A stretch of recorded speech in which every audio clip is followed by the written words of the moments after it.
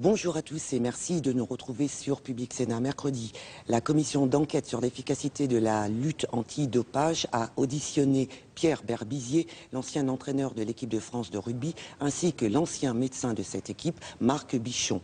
Cette audition intervient après les propos tenus le 30 mai par l'ancien pilier de cette équipe de France et demi-finaliste de la Coupe du monde de rugby 95, Laurent Bénézec. Il avait alors déclaré devant cette même commission d'enquête être convaincu d'avoir été traité à son insu à la cortisone, mettant ainsi directement en cause la responsabilité de l'ancien entraîneur de l'équipe de France ainsi que celle de l'ancien médecin de cette équipe, Marc Bichon. Mais tout de suite, direction la salle Clémenceau pour voir ou revoir cette audition. Très bon après-midi à tous sur notre chaîne. Chers collègues, si vous voulez bien prendre place, merci. Monsieur Berbizier, bonjour. Docteur Bichon, bonjour. Bonjour. Nous sommes très heureux de vous accueillir. Vous l'avez souhaité. Nous avons donné suite à votre demande. Nous sommes dans le cadre d'une commission d'enquête et je me dois de vous rappeler un certain nombre d'obligations qui sont les vôtres, comme elles sont les nôtres, parce que c'est une commission d'enquête. Vous allez nous apporter un éclairage sur votre point de vue concernant le dopage. Nous sommes obligés, avec mes collègues, de vous dire, non pas de vous rappeler, de vous dire que cette audition est publique et que vous avez l'obligation de dire la vérité, toute la vérité. Chacun peut avoir sa version de la vérité, mais tout le monde doit nous dire la vérité, vous comme les autres. Et j'ai fait à chaque une de nos nombreuses auditions, parce qu'on est au travail depuis 3 mois et demi maintenant, le même discours, en vous demandant l'un après l'autre de bien vouloir prêter serment, de dire la vérité, toute la vérité, de lever la main droite et dire je jure. Monsieur Berbizier, tout d'abord. C'est ça ? Je le jure. Ah, je le jure, pardon. Excusez-moi. Je pensais que vous répétiez le... On n'est pas habitué à ces procédures. Je radote parfois, mais là, non, c'était volontaire. Docteur Bichon. Je le jure. Merci. La tradition dans notre commission d'enquête, avec l'accord de l'ensemble des membres, c'est de pouvoir donner la possibilité à celles et ceux qui ont souhaité parler de disposer d'environ un quart d'heure. Certes, je suis originaire de la capitale de l'horlogerie française et européenne, un peu moins aujourd'hui qu'il y a quelques années encore, mais bon, on essaiera de tenir à peu près les délais, mais vous avez en gros un quart d'heure pour vous exprimer sur le sujet, pas un quart d'heure chacun. L'un d'entre vous ou les deux, vous prendrez le temps nécessaire dans le cadre d'un quart d'heure pour nous donner votre version des choses. Et nous aurons la possibilité de vous poser quelques questions ensuite, si vous le voulez bien. Je devais normalement demander au public, mais le public est souvent remplacé par un certain nombre de membres de la presse, donc ça s'applique aussi à eux. On ne doit pas manifester ni positivement ni négativement, en fonction de ce que l'on entend, on doit écouter. Donc merci de bien vouloir vous résoudre à, pour une fois, écouter. Ces propos liminaires étant tenus, je vous laisse le soin de parler. Qui commence, Monsieur Berbizier, Docteur Bichon? Docteur Bichon. Voilà, étant le plus jeune, c'est moi qui vais commencer. Voilà, donc tout d'abord, nous vous remercions, Pierre et moi, d'avoir accepté de nous entendre dans le cadre de cette commission, qui est bien entendu sur un rapport sur l'efficacité de la lutte antidopage. Et donc nous avons bien conscience de ce pourquoi nous sommes là. Et vous savez également que nous y sommes parce que des propos ont été tenus sur nos propres personnes et en particulier sur la mienne en touchant un petit peu mon intégrité personnelle et mon intégrité médicale, ce qui est quand même un petit peu plus grave. Et donc, si vous permettez, je vais en très brève introduction vous dire qui nous sommes Pierre est beaucoup plus connu que moi, mais moi je vais vous dire, faire un petit digest de ma vie et de ma vie dans le monde du sport. Hein. Donc je m'appelle Marc Bichon, je suis né le 27 avril 1950, donc je suis plus tout à fait très jeune, à Carmont dans le Tarn, un pays riche en rugby et riche en matière politique, comme certains d'entre vous le savent. J'ai prêté serment une première fois, le serment d'Hippocrate, en novembre 1978. Et j'ai commencé ma carrière le 19 avril 1979 au ministère de la Jeunesse et des Sports en tant que médecin contractuel et médecin-chef du centre d'entraînement d'altitude de Font-Romeu, qui s'appelait à l'époque Lycée climatique et sportif de Font-Romeu. Et donc j'ai fait pendant de 1979 à 1986, j'ai été le médecin de ce centre d'entraînement d'altitude, ce qui m'a valu l'occasion de parler beaucoup dans le monde de ce qu'est l'entraînement d'altitude et au-delà de ça, de rencontrer de grandes équipes et de m'occuper personnellement de la préparation en altitude de l'équipe de France de football en 1982, en 1984 et en 1986. Voilà. En janvier 1986, j'ai été affecté au Krebs de Toulouse, donc j'ai créé le service médical et j'ai créé également un département d'évaluation recherche. C'était la grande époque de l'évaluation au ministère des Sports et nous étions missionnés, j'étais personnellement missionné pour la Fédération française de rugby, pour la Fédération française d'athlétisme, pour la Fédération des sports de glace et j'en passe, pour les aider à développer leur programme de développement et d'évaluation. Au travers de cette carrière, je suis resté médecin chef du Krebs de Toulouse jusqu'en 2004. Et pendant toute cette période, j'ai été un acteur modeste, certes, de la lutte antidopage. Hein, j'ai beaucoup travaillé sur l'information de nos jeunes sportifs et sur la formation de nos jeunes sportifs vis-à-vis des problèmes du dopage, car c'était notre devoir et notre mission. Et dans le même temps, j'ai été, pour la deuxième fois, j'ai prêté serment, puisque j'étais médecin préleveur, et donc devant le tribunal de grande instance de Toulouse, je suis allé prêter serment. Donc j'avais prêté 2 fois serment, et la 3e fois aujourd'hui devant vous, c'est un honneur pour moi. Voilà, donc vous dire qu'au travers de cette carrière, bien sûr, les problèmes du dopage ont toujours été en filigrane derrière nous, et bon, c'est quelque chose dont j'avais fait mon combat entre guillemets. Je ne dis pas que je ne le fais pas aujourd'hui, mais je suis un petit peu loin du sport de très haut niveau. Mais j'ai fait mon combat de cette lutte antidopage et j'ai fait mon combat surtout de la formation et de l'information de nos jeunes sportifs vis-à-vis de toute cette problématique. Dans toutes ces années, les choses ont évolué. Elles ont évolué grandement. C'est-à-dire qu'au début, entre guillemets, nos propos étaient des propos un petit peu de curé, je dirais. Fais pas ci, fais pas ça, voilà la liste, ça. Et puis petit à petit, on est allé, maintenant on est plus dans la lutte contre les conduites addictives. Et c'est vrai que dans ces centres d'entraînement, on a plus de problèmes de type addictif vis-à-vis de la cigarette, vis-à-vis du cannabis et un petit peu de l'alcool. Mais bien entendu, on continue à expliquer à nos jeunes sportifs qui sont des sportifs de compétition quels sont leurs droits et devoirs, comment ils doivent se comporter lors d'un contrôle antidopage. Voilà, donc ça a été toute ma vie, ça l'est encore aujourd'hui, mais ça a été toute ma vie, de mes 25 ans de ministère de la Jeunesse et des Sports. Et à l'époque où nous nous sommes rencontrés avec Pierre Berbizier, ou à l'époque il m'avait gentiment offert de l'accompagner au niveau de l'équipe de France de rugby, j'étais appartenant au ministère des Sports, ce qui fait que je dirais modestement que les propos qui ont été tenus l'autre jour me blessent et me touchent profondément parce que, effectivement, j'étais à 100 000 lieues de ce qui a été dit l'autre jour. Voilà. C'est ce que je voulais dire en préambule. Je vais demander à Pierre de continuer. Merci pour ces premiers mots. Monsieur Berbizier. Mais pour ma part, je vois que j'ai encore une longue route à... Pardon. J'ai encore un peu de route à faire puisque par rapport à Mars, ce n'est que la première fois que je prête serment. Il m'en reste 2 encore pour boucler la boucle. Donc un petit peu de route. Pour moi, juste rectifier par rapport à la présentation, je vois ancien joueur de rugby professionnel. j'ai jamais été joueur de rugby professionnel. Juste pour préciser notamment l'époque dans laquelle j'ai été cité, même entraîneur, je n'étais pas entraîneur professionnel.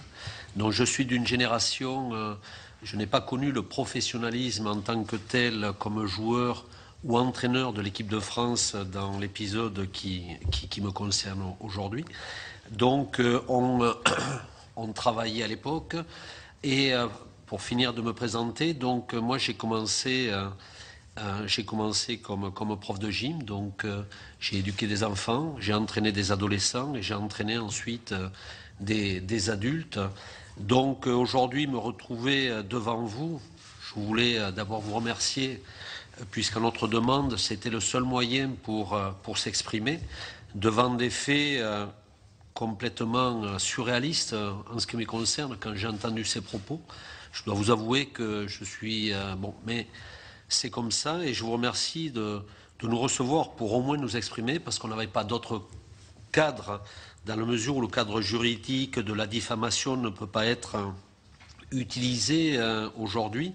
Donc merci beaucoup de nous recevoir et de pouvoir nous exprimer sur le dossier dans la mesure où, comme Marc, et si j'ai fait appel à Marc dans cette période pour m'aider pour encadrer l'équipe de France, c'était d'abord par rapport à son expérience de médecin, c'était de haut niveau. C'était aussi par rapport à ces problèmes-là, sachant qu'on avait des moyens beaucoup plus limités. On s'occupait de la préparation physique. Christophe Mombé, lui, s'occupait vidéo statistique, qui était notre entraîneur. Donc on n'avait pas un staff médical très fourni, que ce soit pour la préparation physique. Et ces problèmes-là, dans notre organisation du travail, on a essayé de les traiter dans une organisation du travail parce que je crois que le haut niveau, c'est beaucoup de travail et par rapport à ces problèmes-là, il y a certains principes de ma formation, de prof de gym, d'éducateur et d'entraîneur qui m'ont convaincu qu'effectivement, c'est par l'organisation du travail et un certain travail qu'on peut arriver et confirmer au haut niveau et peut-être lutter contre le problème sur lequel on va parler aujourd'hui. Ça a toujours été mes principes, ça a toujours été ma conviction et je dois vous avouer que mes principes aujourd'hui et ma conviction me rendent encore plus fort devant ce genre de témoignages que je ne peux accepter et devant...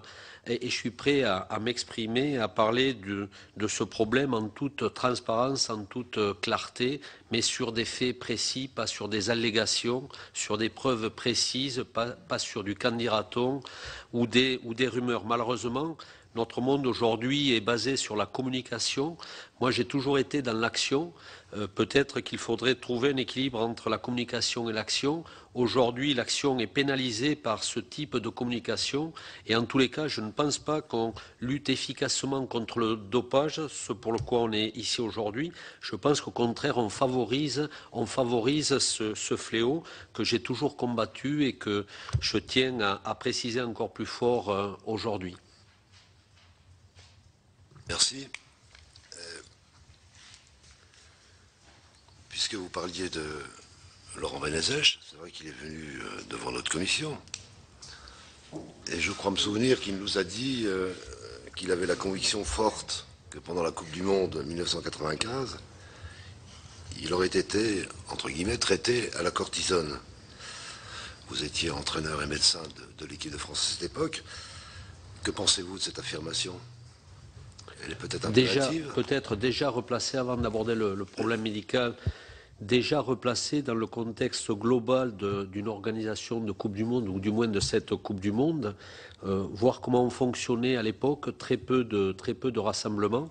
Je crois que l'année de Coupe du Monde, donc l'année 95, on a eu en tout et pour tout 40 jours, compétition comprise, pour préparer ce groupe.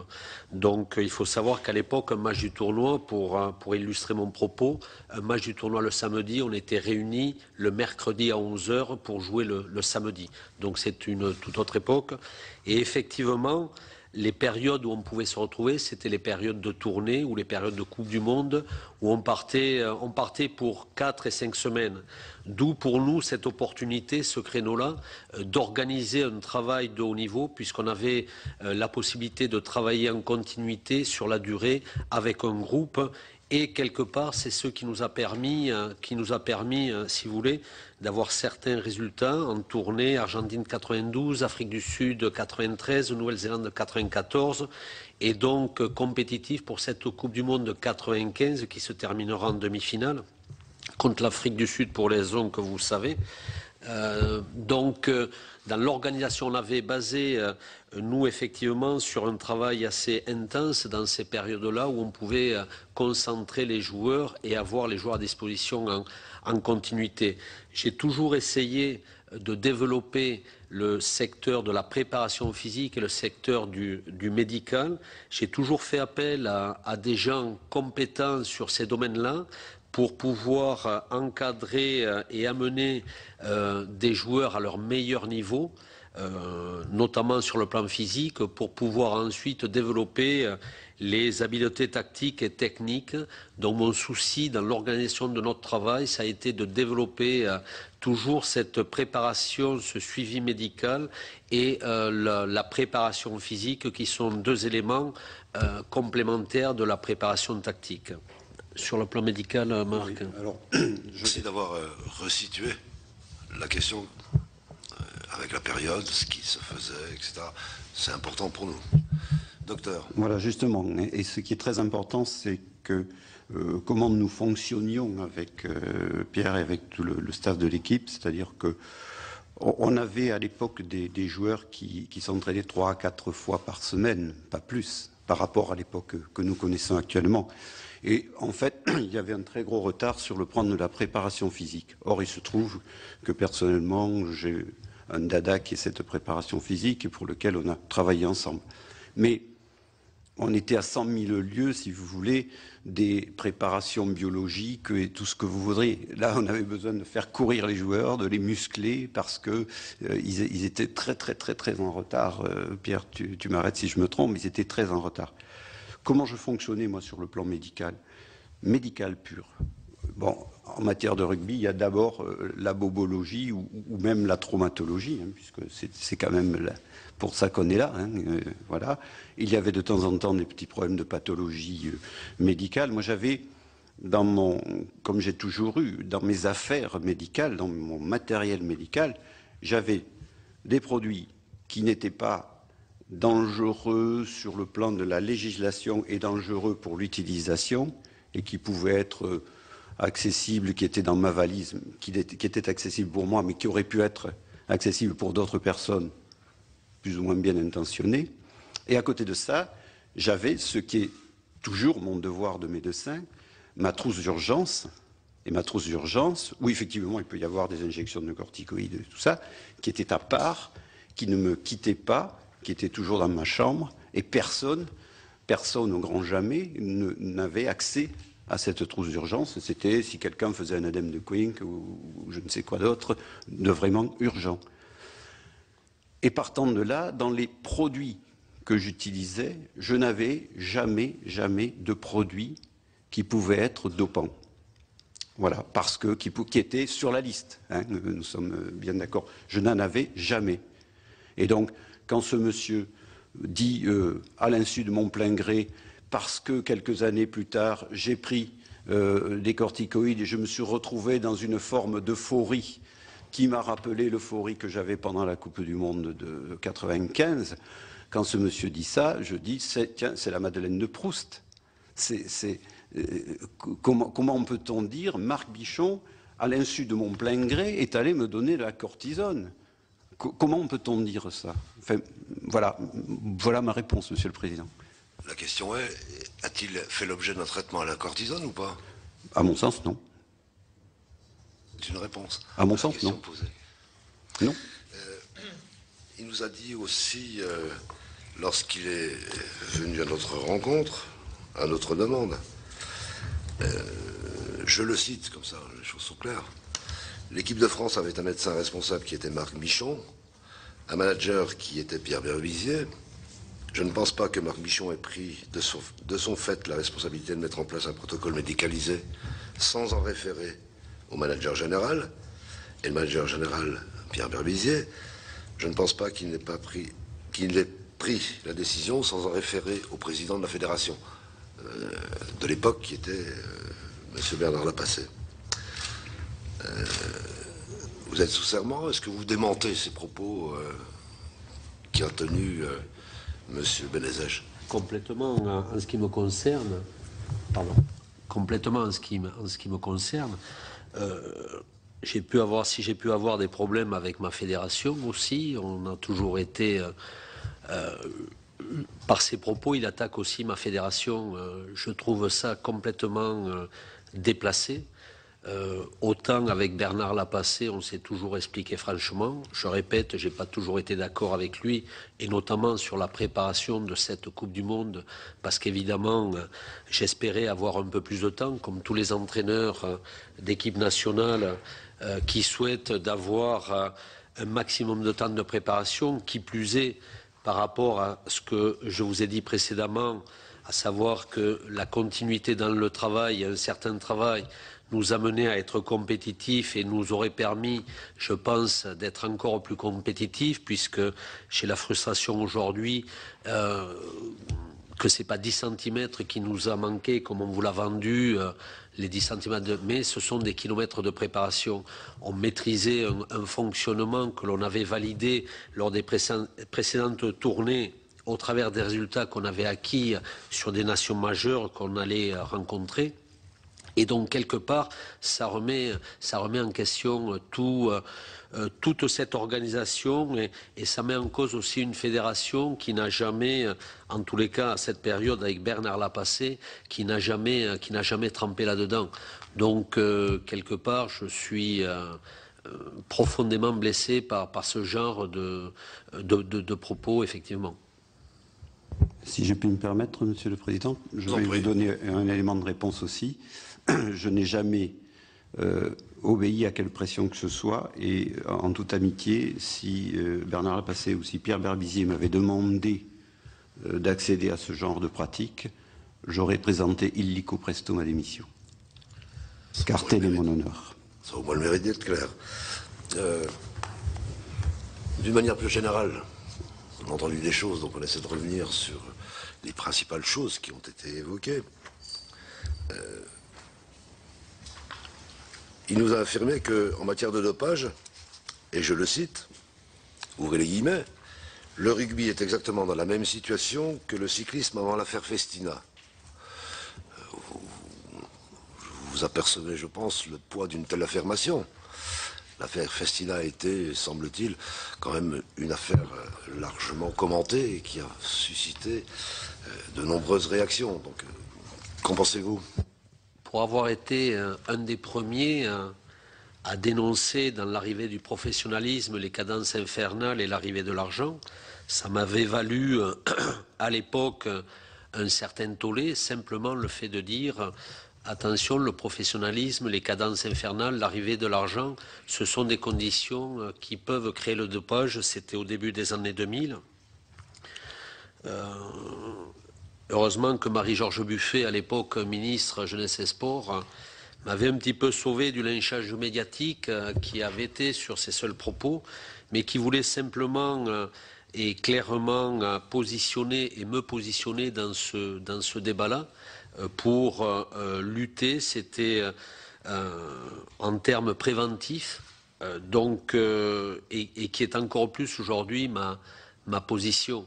Alors, effectivement, comparé à l'affaire Festina, en ce qui me concerne, j'ai jamais vu dans le monde du rugby, que ce soit en club, que ce soit au niveau fédéral, un système organisé, institutionnalisé de dopage.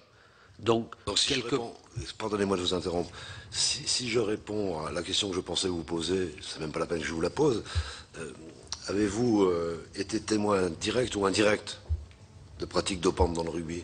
J'ai eu, pour ma part, j'ai été confronté 2 fois, avec une fois au niveau de mon club, le Racing, avec un joueur qui a été contrôlé au cannabis, et je l'ai été une autre fois en Italie, avec un joueur aussi sur un produit qu'on dit entre guillemets festif. En préparation de Coupe du Monde, on procédait à des tests internes pour avant de choisir le groupe et on avait été, enfin j'avais sorti ce joueur qui avait été pris aussi sur ce type de produit.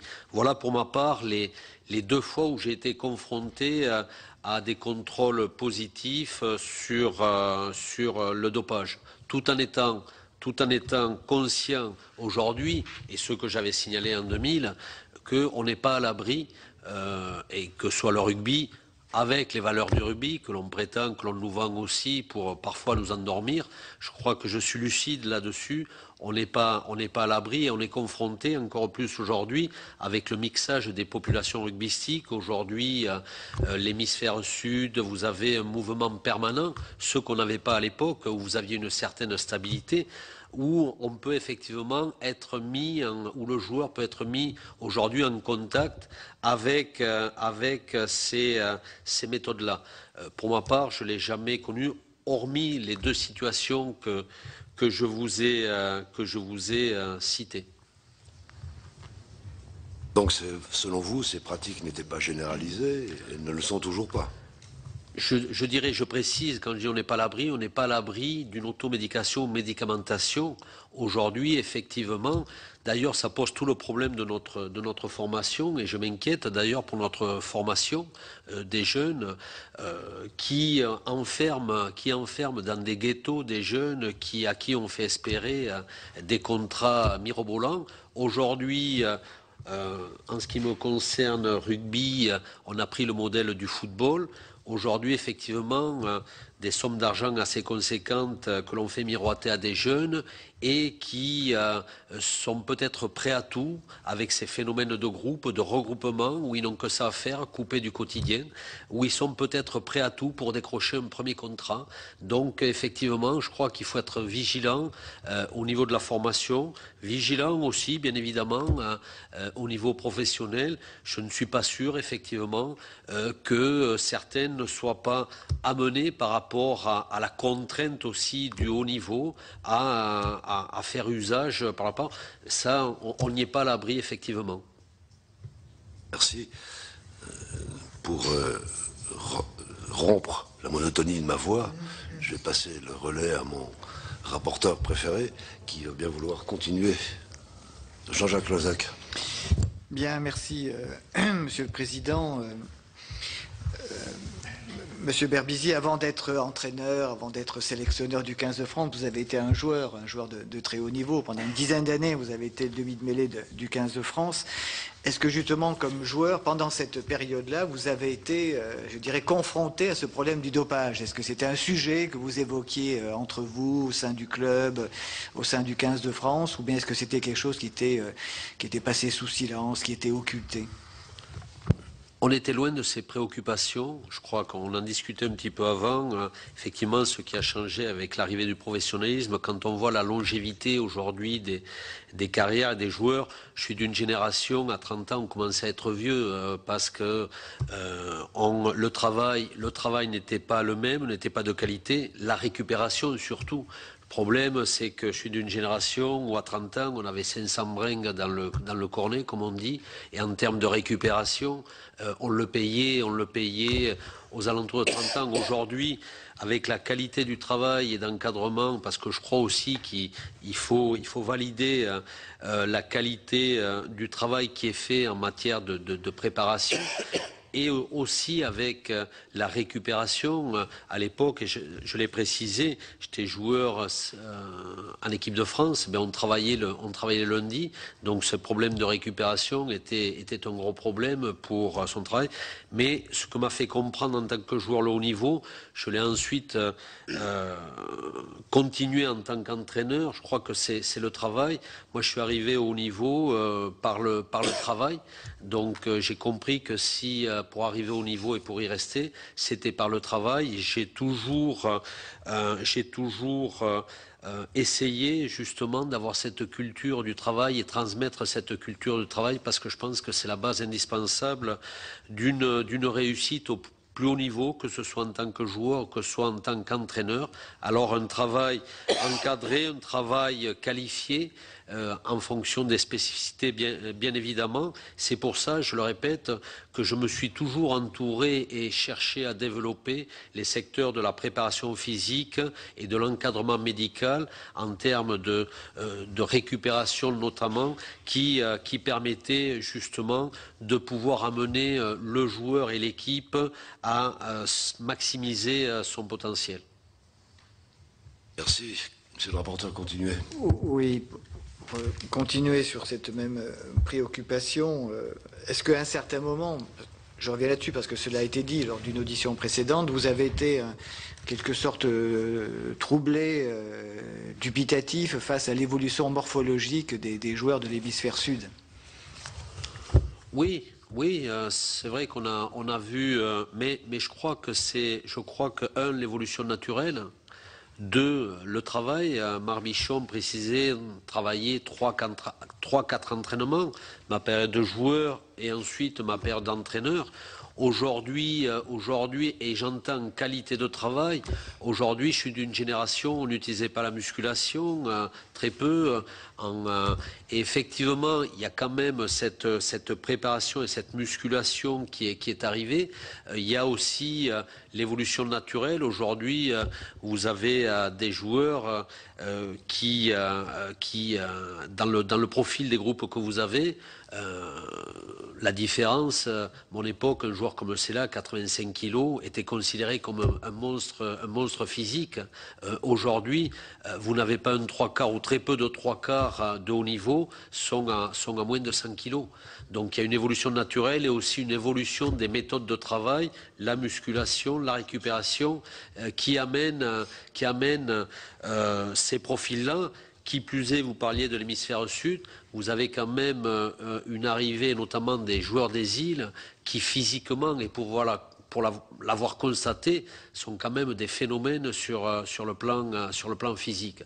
Mais effectivement, je me suis posé parfois la question quand je vois l'évolution de certains joueurs. Je ne dirais pas en règle générale, mais effectivement, il y a eu parfois des doutes dans mon esprit, surtout quand vous êtes confronté sur le terrain à ce problème-là, parce que vous êtes là pour gagner et que parfois vous dites, mais ces équipes-là, elles ont un rendement physique supérieur quand vous comparez les méthodes de travail. Donc, effectivement, j'ai eu parfois des doutes. Et ces doutes sont dissipés aujourd'hui? Vous avez le sentiment que ça a été autrefois, mais c'est plus le cas aujourd'hui? Non, je crois que je reste assez vigilant là-dessus.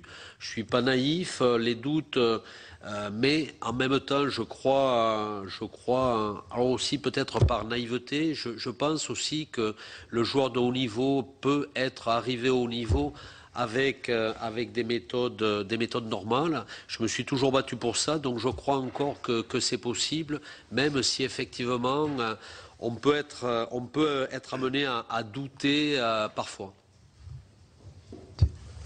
Oui, tout à l'heure vous l'avez rappelé de manière un peu détournée, un peu elliptique. Fut une époque où vous-même, par un certain nombre d'expressions publiques, un certain nombre de déclarations, vous aviez jeté un petit peu le pavé dans la mare, jeté un petit peu le trouble. Bon, j'ai sous les yeux en particulier l'Équipe Magazine du 6 janvier 2001. Oui. Hein, vous disiez le dopage est une réalité dans le championnat. En France, on pratique une politique de l'autruche, etc. Est-ce que ces propos-là, vous les confirmez? Dans le sens où, regardez bien, j'avais les cadences infernales et l'arrivée de l'argent pouvait créer ces conditions-là. C'est dans ce sens-là que je l'ai dit, et je confirme ces propos. Donc, dans le sens où on devait rester vigilant dans l'encadrement, et je dirais ce que j'évoquais tout à l'heure, dans la formation de nos joueurs de haut niveau. Mais là, à ce moment-là, vous faisiez référence uniquement à l'utilisation éventuelle de créatine ou d'autres produits dopants dans le rugby? Non. Je vous dis dans quel contexte j'ai évoqué ces propos. Dans ce sens-là, je le répète. Mes chers collègues qui souhaitent... Stéphane Mazard. Oui, je suis désolé de revenir sur la question précédente, mais c'est vrai que dans vos propos, c'était en 2001, effectivement, vous étiez... c'était pas tellement des propos qui visaient à prévenir, mais vous étiez plutôt affirmatif à ce moment-là de ce qui pouvait se passer, puisque dans l'équipe, c'était en janvier 2001, vous disiez que le dopage est une réalité dans le championnat. Alors, est-ce qu'à l'époque, vos propos ont été travestis? Vous disiez d'ailleurs qu'à ce moment-là, vous aviez essuyé un peu les foudres du milieu et que oui, la ministre vous avez complètement. Je vous répète, dans quel sens j'ai tenu ces propos. Je crois qu'il fallait être vigilant. Et je crois qu'il faut rester vigilant. Oui. Ces propos, d'ailleurs, si vous reprenez, est-ce qu'il y a un titre, est-ce que vous pensez qu'un journal comme l'Équipe n'aurait pas fait son titre là-dessus? Quel est le titre de l'article? Si ça avait été autrement, quel est le titre de l'article? Si effectivement, en 2001, vous vous rendez compte, donc pour vous préciser le contexte, est-ce qu'un journal comme l'Équipe n'en aurait pas fait ces gros titres? Vous avez le titre de l'article? Il y avait 4 pages effectivement sur l'évolution. C'était dans le cadre de l'évolution du rugby. Donc effectivement, ils m'ont posé la question du dopage, mais c'est sur un entretien de 4 pages. Imaginez l'équipe si j'avais comment l'équipe n'aurait pas pu fait son titre là-dessus. Effectivement, il y a 2 lignes et dans le sens que je vous évoque, imaginez est-ce que l'équipe ne se serait permis ou n'aurait pas fait un titre là-dessus si ça avait été autrement. Je ne suis pas le rédacteur en chef de l'équipe à ce moment-là. Non, mais c'est pour ça. Je vous dis. Je ne fais que reprendre effectivement quand même les termes qui étaient les vôtres. Les propos, c'est pour ça que je vous redonne le contexte. C'était l'entretien de l'équipe magazine exactement, un entretien de 4 pages qui était basé sur l'évolution du rugby. Et à un moment donné, effectivement, il y avait la question, et je ne me suis pas, si vous voulez, sorti, j'ai effectivement dans le sens où le dopage doit être, il faut être vigilant avec les cadences infernales et l'arrivée de l'argent. C'est dans ce sens-là. Si effectivement il y avait autre chose, je vous précise, je pense que l'équipe aurait sorti un titre là-dessus. Non, c'est 2 lignes dans un entretien de 4 pages sur l'évolution du rugby. Et effectivement, il était normal d'évoquer le problème. Alors c'était en 2001, aujourd'hui on sait effectivement que l'argent est là, que les cadences sont de plus en plus importantes. Et est-ce que la vigilance est au rendez-vous, selon vous? Je me pose la question, je suis comme vous, j'ai envie de vous la poser. C'est pour ça que je vous ai donné la formation. Aujourd'hui, notre formation. J'ai des doutes sur notre formation. Je n'ai pas les réponses. J'ai essayé, j'ai monté dans le projet du Racing Métro une formation. Effectivement, aujourd'hui, on a pris le modèle du foot. Moi, je crois que l'originalité, la différence du rugby, c'était la dimension sociale.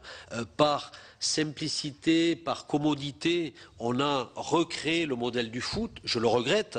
Mais effectivement, j'ai été obligé en tant que responsable à un moment donné de m'aligner sur ce qui se fait. Et aujourd'hui, je me pose la question sur notre formation de haut niveau. Et j'ai des craintes, j'ai des doutes, comme je pouvais en avoir en 2001. Ça ne m'a pas empêché d'être concret sur le terrain, d'amener des réponses, les miennes, qui sont ce qu'elles sont. Mais en même temps, je me suis toujours posé des questions. Un entraîneur ou l'entraîneur que je suis... je n'ai géré que des incertitudes, je n'ai jamais eu de certitude. Je me suis toujours posé plus de questions que je n'ai amené de réponses. Et je crois que c'est le propre de l'entraîneur, en tous les cas de l'entraîneur que j'ai été. Et c'est dans ce sens-là que, effectivement, je me pose les mêmes questions aujourd'hui sur notre formation. Est-ce qu'elle forme le joueur de rugby de demain? Est-ce qu'elle forme l'homme de demain? Je regrette simplement qu'on ait abandonné notre originalité, notre différence, cette dimension sociale qui a mené le joueur de rugby à côtoyer le quotidien en permanence, qui lui permettait d'atteindre le haut niveau en tant que joueur de rugby, mais qui lui permettait de continuer aussi en tant qu'homme. On a choisi un autre modèle. J'ai fait avec aussi, parce qu'on est obligé, j'ai fait avec, mais je suis obligé aujourd'hui de faire ce constat. Est-ce que c'est la bonne formation pour nos joueurs de rugby de demain? Merci. Vincent Delahaye. Puis, oui, Monsieur le Président. Alain Dufault. J'avais la même question sur la vigilance, sur le fait que vous disiez en 2001 qu'il fallait être vigilant. Est-ce que, effectivement, vous avez l'impression, vous venez de répondre sur le fait que vous doutiez un petit peu qu'on ait été suffisamment vigilant. Nous, on se pose des questions aussi. Je pense que c'est bien de se poser des questions. Et nous, ce qu'on recherche, c'est de voir comment on peut être plus efficace dans la lutte contre le dopage. Donc moi, j'ai l'impression, à vous entendre, qu'il y a quand même du dopage dans le rugby. Vous vous posez des questions, vous y répondez pas tout le temps, mais j'ai cette impression-là. Vous êtes tombé sur J'y deux cas. réponds quand je suis actif dans Oui. l'action, dans mon action, par exemple, mon dernier projet au Racing, effectivement, en matière de préparation physique, j'ai renforcé la préparation physique, j'ai renforcé le secteur médical. Tous les produits complémentaires que l'on peut donner, c'est nous qui les donnions, certifiés, contrôlés par des toubibs. Voilà, en termes d'action, mon action. Ensuite, effectivement, mon action est limitée par rapport aux problèmes en général. Mais j'ai toujours essayé de donner des réponses dans mon action. J'ai entendu, je ne remets pas du tout ça en question. Simplement, mes questions, c'était de se dire, est-ce que concrètement, par rapport à ce que vous vivez, vous avez vécu au sein d'un club ou dans l'équipe de France, est-ce que vous pensez que les contrôles sont suffisants, les contrôles internes, c'est-à-dire que les prises de sang ou les contrôles réguliers, sont-ils suffisants pour s'assurer qu'il n'y a pas effectivement de joueurs qui, à votre insu, prennent des produits dopants? Est-ce que c'est aussi vrai en équipe de France? Et quelles seraient les 3 mesures concrètes pour améliorer la lutte contre le dopage dans le rugby? Est-ce que vous avez 3 dispositions qui vous sembleraient devoir être prises pour améliorer, puisqu'on est tous en train de chercher cette amélioration? Qu'est-ce que pour vous, il serait utile de prendre comme disposition? De manière globale, je reviens à mon dada, la formation. Je crois qu'il faut être vigilant dès ce moment-là et faire prendre, que ce soit au niveau de l'information, au niveau des pratiques, au niveau, je pense, alors c'est des petits détails, que je parlais de préparation physique, de suivi diététique. Je pense que c'est une éducation avant tout, je crois, et bien informer nos jeunes. Ça passe, à mon sens, par de la formation dans un premier temps, être très strict là-dessus. Ça passe par une organisation du travail qui va permettre un équilibre entre la compétition, l'entraînement et la récupération, ce qui n'est pas toujours le cas. Et ça, que ce soit au niveau de la formation, au niveau de la compétition des plus grands. Quand vous voyez aujourd'hui l'enchaînement, le calendrier international, national, les différentes... Donc je crois que ça passe aussi par une organisation du travail différente. Ça passe aussi par les contrôles. Donc ça passe par les contrôles en interne. On l'a toujours pratiqué dans les structures où j'étais. J'ai toujours fait en sorte jusqu'à contrôler par rapport aux produits complémentaires que l'on peut donner aux joueurs. Ça passe par un contrôle. Et ceux qui, notamment ceux qui arrivent de l'extérieur, vous êtes obligés, par rapport à la liberté, de leur demander ce qu'ils font, de contrôler ce qu'ils font. Et ça passe aussi par, après la prévention, ça passe aussi par de la sanction, parce que vous ne pourrez pas éviter les cas particuliers. Mais je crois qu'il est important de revenir un petit peu sur notre formation et sur notre éducation par rapport à ce triptyque compétition, entraînement, récupération. Je pense qu'on est toujours en décalage et on ne respecte jamais cet équilibre. Le joueur de haut niveau, que ce soit au niveau de la formation, que ce soit au plus haut niveau, est toujours en déséquilibre. Merci. Alain Dufaux. Oui, merci Monsieur le Président. Je vous ai bien écouté tous les deux depuis le début. C'est vrai que vos parcours sportifs, professionnels, d'éducateurs plaident pour vous. Et je crois que c'est bien si, à l'occasion de cette audition devant notre commission, vous avez pu rétablir une partie de vérité, ou votre vérité tout au moins. Moi, personnellement, je m'en félicite. Alors c'est vrai, comme vient de me le dire mon collègue, que le but de notre commission, c'est d'essayer de faire des propositions concrètes pour améliorer la lutte contre le dopage. Et ici, au Sénat, je suis un de ceux qui se bat contre ce fléau depuis à peu près 25 ans. Et Dieu sait que nous avons parcouru un trajet positif, avec des avancées, mais bien évidemment, le dopage est toujours en avance. Et c'est très très difficile de lutter de manière très efficace. Alors, c'est vrai que ce qu'il faut distinguer aussi dans la prévention, c'est que ce n'est pas seulement le côté triche, l'atteinte à l'éthique du sport, le dopage. C'est aussi l'atteinte à la santé du sportif. Et c'est peut-être un élément qu'on ne met pas suffisamment en avant. Atteinte à la santé qui peut aller jusqu'à la mort dans certains cas. Ouais. Et là, je pense qu'il y a un rôle à jouer par les éducateurs auprès des jeunes qui est fondamental. Est-ce que le docteur peut donner son avis? Oui, merci de me donner la parole là-dessus, parce que c'est quelque chose qui me tient très à cœur. Nous sommes très vigilants. Il y a quand même des textes qui ont été produits. En particulier, il y a la loi de février 2004 sur le suivi longitudinal de nos sportifs, avec un certain nombre de règles, où on a demandé à chaque fédération de bien faire son cahier de charges en termes de protection et de prévention en matière médicale, afin de ne pas mettre nos sportifs, nos joueurs de rugby en l'occurrence, mais aussi dans toutes les disciplines, de ne pas les mettre en danger. Donc il y a un certain nombre de mesures qui ont été prises au travers de cette première mouture de la loi de février 2004 et qui ont été un petit peu ensuite améliorées par chacune des fédérations, puisque bon, c'est sûr que la surveillance biologique d'un rugbyman n'est pas la surveillance biologique d'un marathonien ou d'un nageur, puisque les contraintes ne sont pas les mêmes. Voilà, donc il y a quand même un certain nombre de choses qui ont été faites, mais je crois effectivement, et je suis tout à fait d'accord avec vous, qu'il faut aller encore beaucoup plus loin. Tous les jours, pour avoir, après ma carrière dans le monde du rugby, pour avoir continué avec des clubs professionnels, j'étais chargé de la surveillance du recrutement de certains joueurs et donc s'enquérir de l'état de santé de l'individu qui était recruté et surtout de l'avenir qui lui était réservé et surtout ne pas le mettre en danger pour son avenir et sa santé personnelle, son futur. Voilà.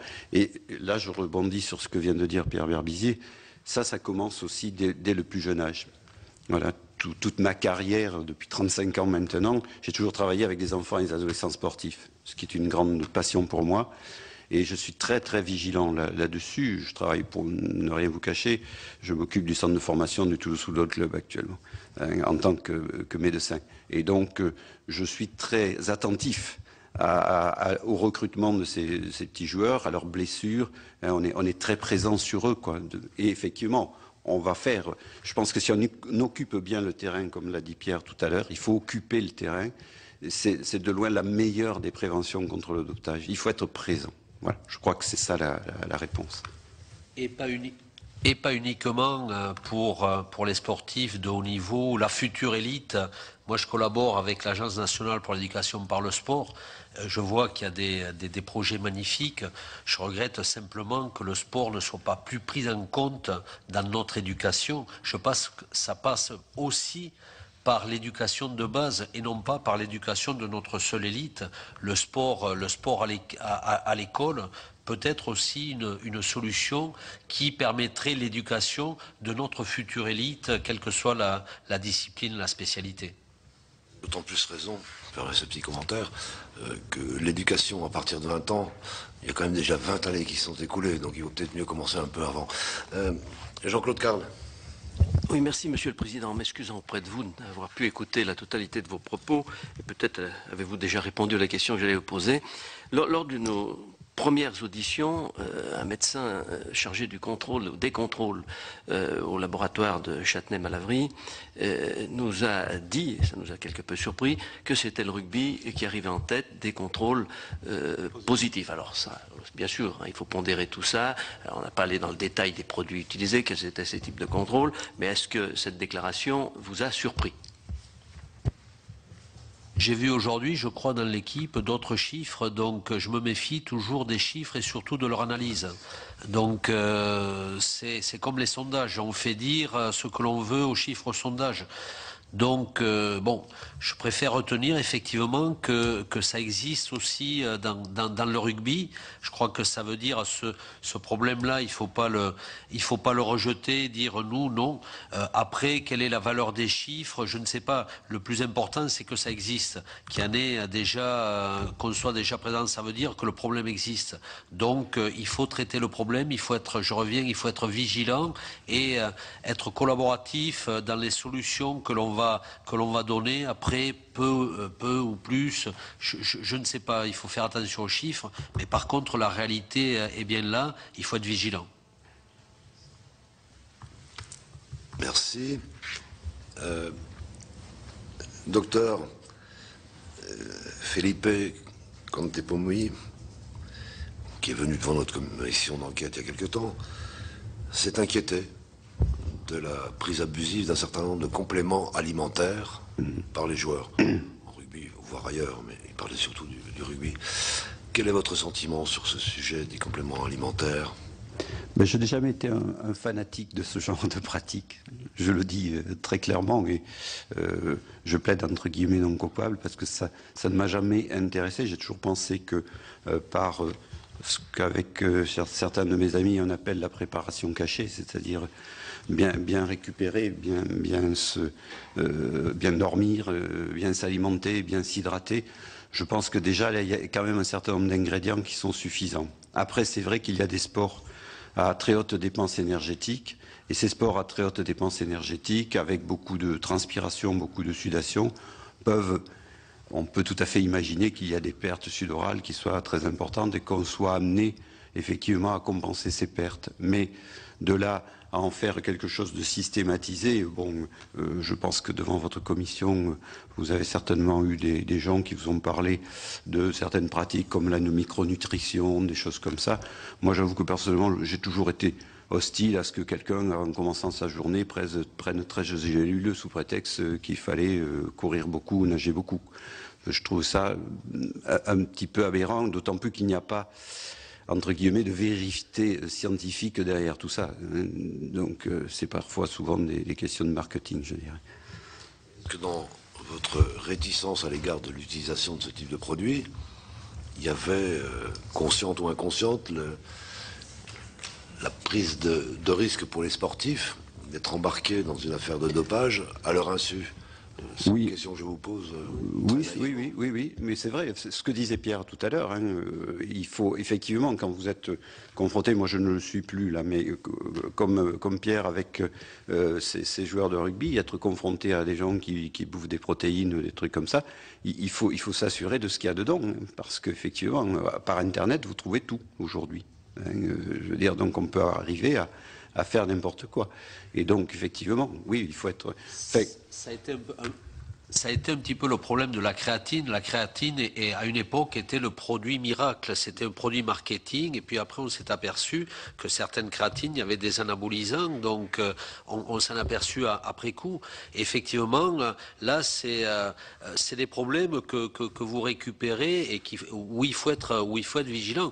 Il y a eu ce phénomène de mode. C'était la créatine. Donc, alors, dans quelle proportion, on ne savait pas. On était un petit peu... Et je crois que laisser le joueur dans l'incertitude et c'est ça, je crois qu'au niveau de l'information et au niveau de la déformation aussi par rapport à ce genre de pratique qu'il faut être vigilant. Mais on a été confronté à ce problème-là, oui.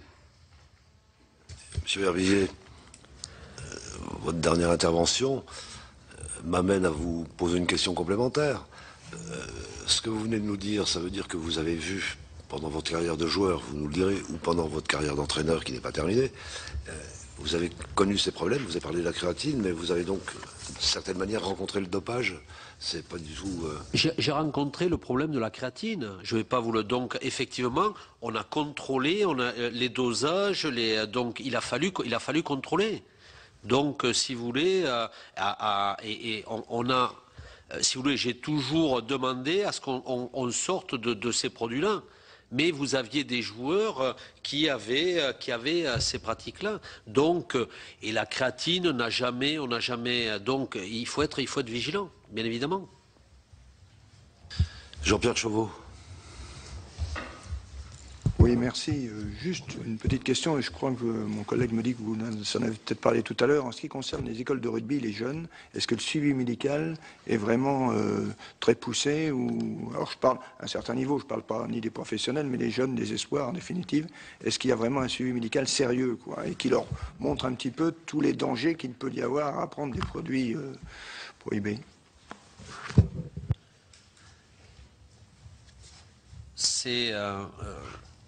Sincèrement, aujourd'hui, je ne sais pas, je suis pas très au fait un petit peu au niveau des écoles de rugby.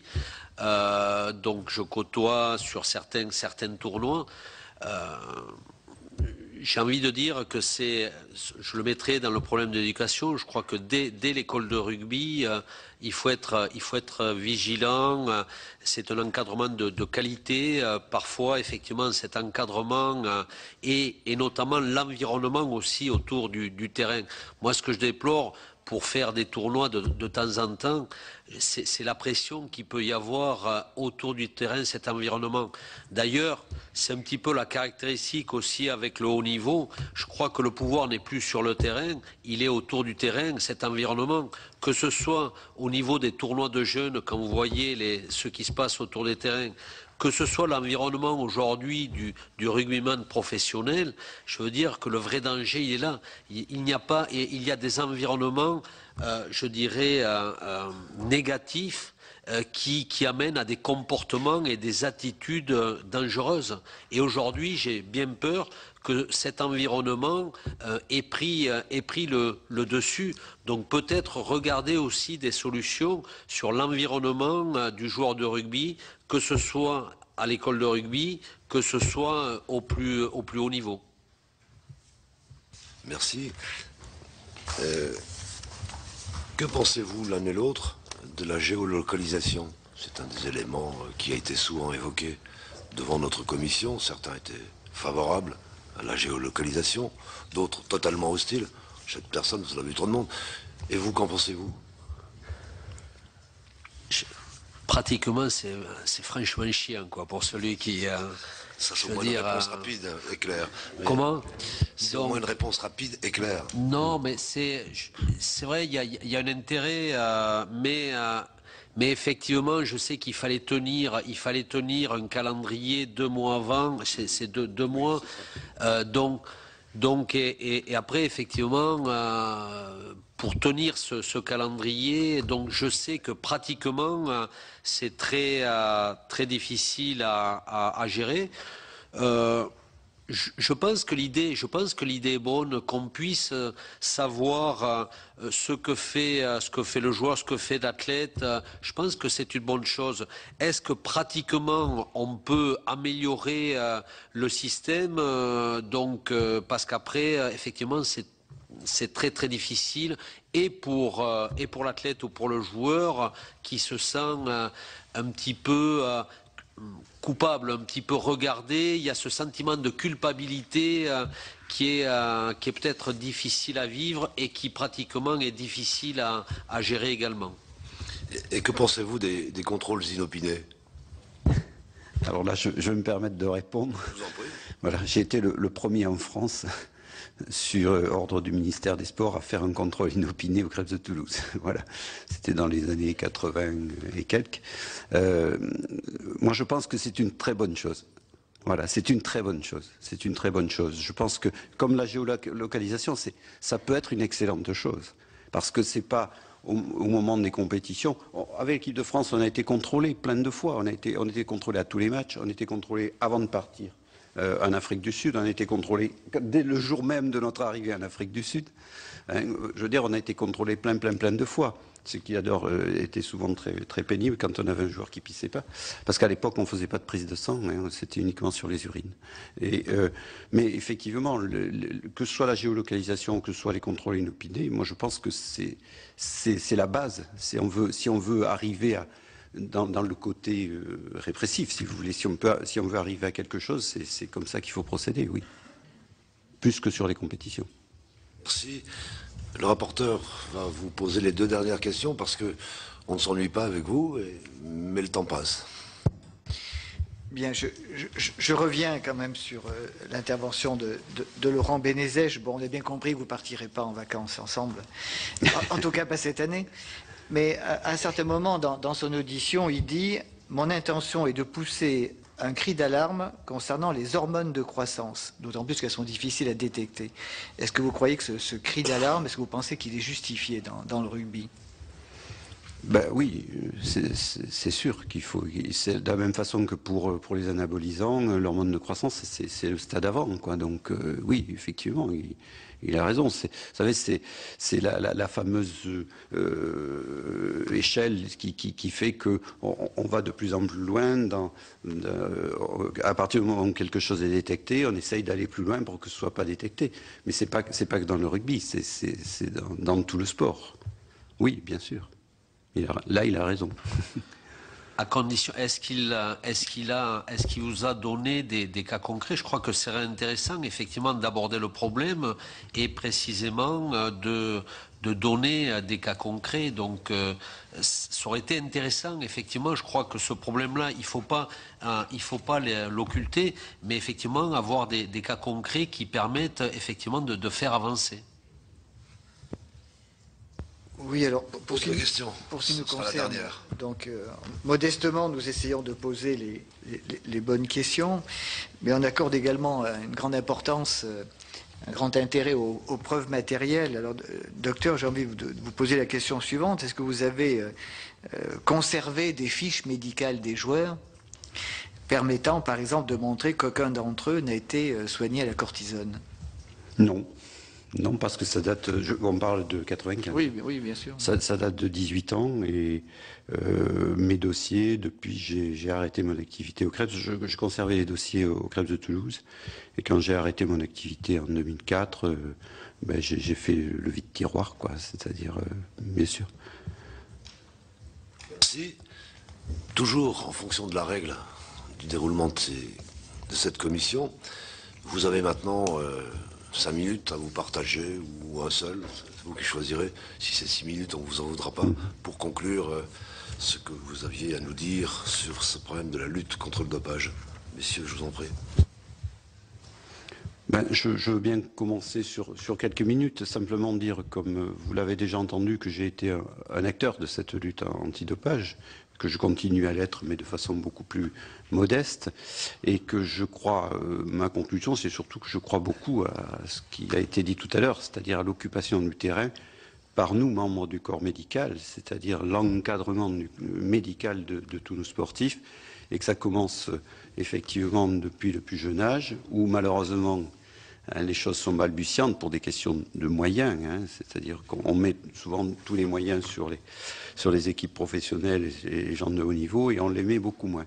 Bon, dans notre ministère des Sports, grâce aux structures comme le Krebs de Toulouse, comme l'Institut national des sports, là il y a quand même des bases de travail en termes médicaux qui font que cet entourage est fait.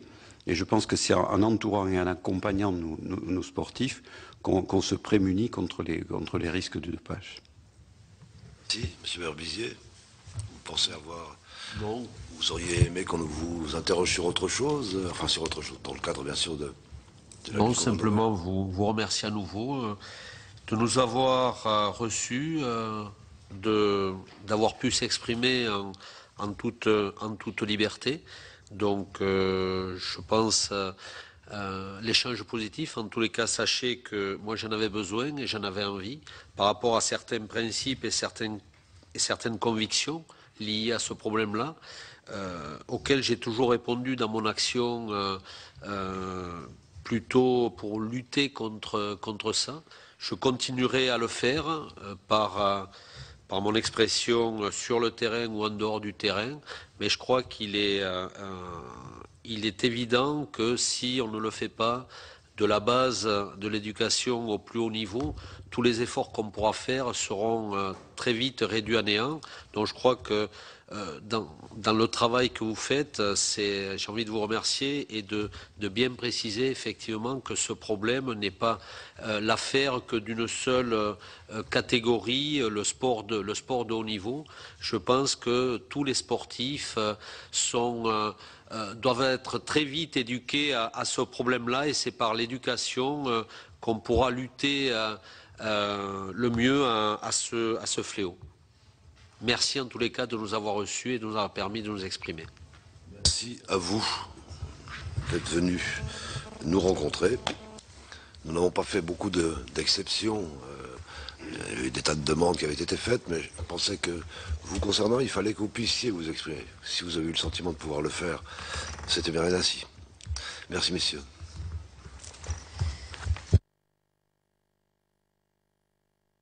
Voilà pour l'audition de Pierre Berbizier, l'ancien entraîneur de l'équipe de France de rugby, ainsi que celle de l'ancien médecin de cette équipe, Marc Bichon.